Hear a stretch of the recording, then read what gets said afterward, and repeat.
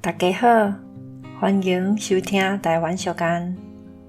今仔日要甲大家介绍俗间是生囝师仔，饲囝师傅。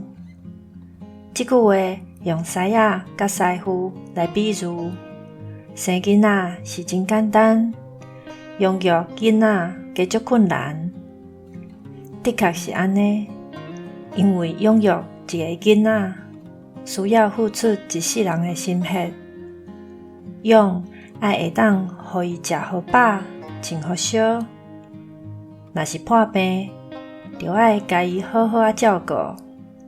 育是爱互囡仔一个好的家教甲学习环境，嘛爱有够野的教育经费，对囡仔的关心甲囡仔的交流，搁较袂当无。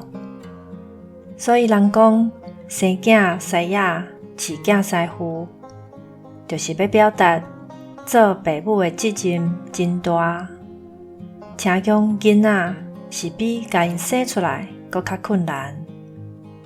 以上，感谢收听。